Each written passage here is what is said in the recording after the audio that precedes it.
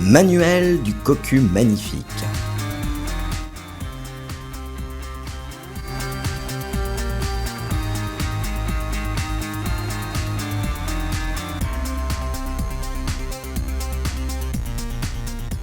Ou l'art de grandir grâce au chaos.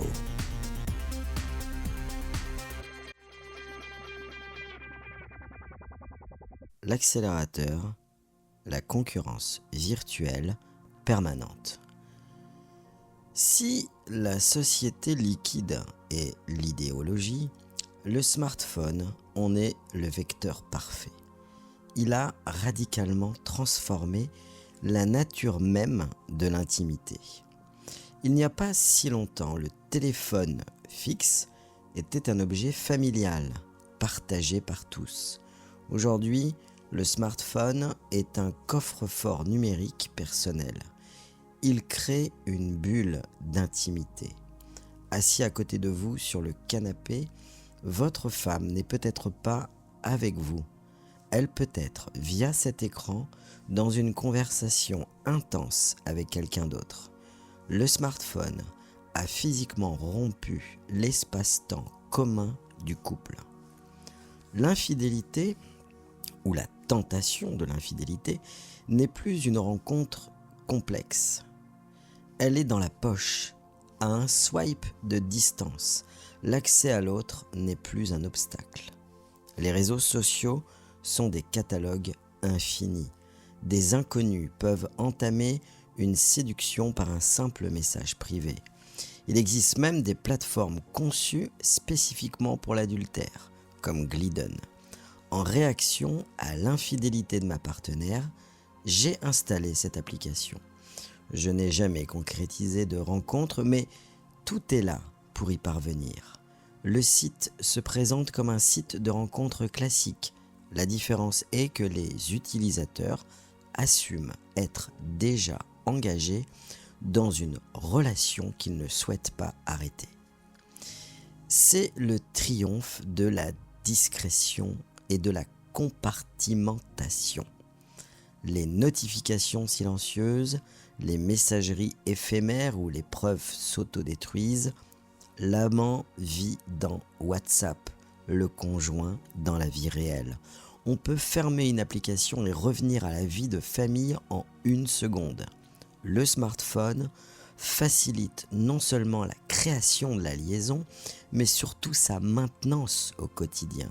Sous vos yeux, l'infidélité n'est plus un événement exceptionnel, elle devient une option rendue facilement disponible. Les conséquences de cela sont anxiété et nouveaux conflits. Le paradoxe est là. Alors que la société est hypersexualisée, l'intimité physique recule. Plusieurs études, notamment celle de l'IFOP, le confirment. Les jeunes générations déclarent une activité sexuelle moins fréquente que leurs aînés au même âge. Ce n'est pas un retour au puritanisme, c'est l'émergence d'une nouvelle anxiété. L'anxiété de la performance créée par l'exposition à la pornographie et à la perfection, entre guillemets, d'Instagram, génère une anxiété qui peut pousser à l'évitement. Le désir se virtualise et le passage à l'acte devient plus intimidant. Dans ce paysage confus, les mouvements post-MeToo ont à juste titre redéfini les règles de la séduction. Mais cette évolution rapide a généré un sacré retour de bâton. Face à ce qu'ils perçoivent comme une remise en cause de leur identité, certains hommes se tournent vers des discours réactionnaires. C'est là que le masculinisme moderne prospère. Ensuite, les algorithmes de TikTok ou YouTube, repérant l'anxiété identitaire, proposent alors des coachs en séduction virilistes offrant des réponses simples et rigides à un monde perçu comme hostile. Rester, c'est un acte de résistance philosophique. Dans ce contexte, partir est devenue l'option par défaut. C'est l'option logique de la société de consommation.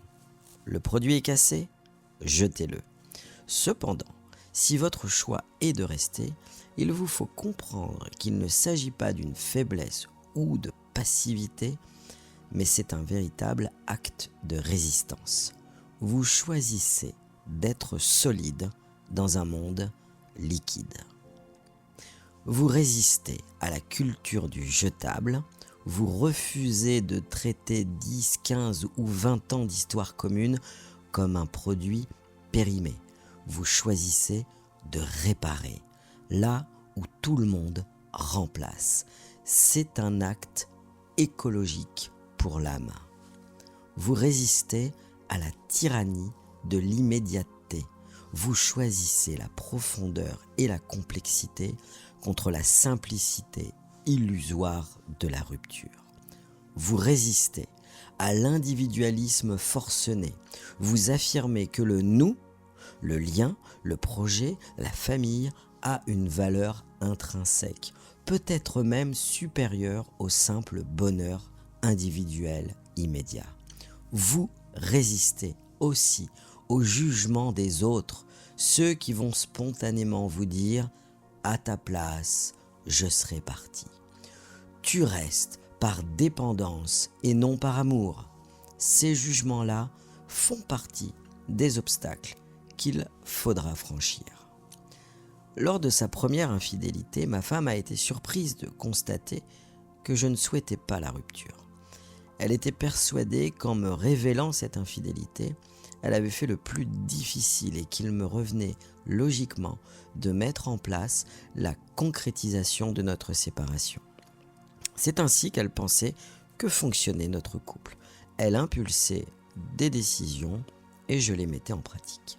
Je crois qu'elle pensait sincèrement vivre une histoire d'amour tellement intense qu'elle ne pourrait déboucher que sur un nouveau couple. À tout juste 40 ans, elle sentait qu'il s'agissait de sa dernière chance de se sentir véritablement femme avec une ultime possibilité de devenir à nouveau mère. Mon point de vue était différent. L'amant en question, dès que j'obtins quelques informations sur lui, était pour moi incompatible avec elle. Son intelligence, son indépendance, son statut, ses valeurs. Pour parvenir à développer une relation solide. Cela a été une évidence, bien plus rapidement pour moi que pour elle. La chimie des débuts, la puissance de leur connexion sexuelle a fait tout de même durer cette relation pendant quasi 3 ans. Une année de double vie assumée, puis 2 ans à revenir dans la dissimulation égrenée de rupture, puis de reprise. La chimie évolua logiquement entre eux. Ma femme réalisa qu'il ne correspondait ni à son statut, ni à ses valeurs, ni à son niveau intellectuel, et cela enclencha progressivement le désamour. De l'autre côté, j'incarnais bien moins l'aventure que la famille, la responsabilité, la stabilité, la résilience, mon travail sur moi, mon attention renouvelée pour elle, firent de moi un partenaire de vie à nouveau envisageable. Je me suis souvent posé la question de savoir si ma motivation aurait été la même si le profil de l'amant avait été différent. S'il avait été par exemple un homme avec une brillante carrière, intelligent, cultivé, célibataire, riche et sans enfants. Dans la société marchande dans laquelle nous évoluons, cela aurait été considérablement plus difficile pour moi de résister. Après, on fait aussi avec l'existant. Il faut, pour réussir au cœur de la crise, conserver cette lucidité. Mes capacités sont-elles à la hauteur de la complexité de l'environnement auquel je me confronte? L'intelligence réelle va se révéler dans notre capacité à jauger cet environnement et en déduire si nous sommes en mesure d'y progresser ou s'il convient mieux d'en chercher un autre. pas facile non plus.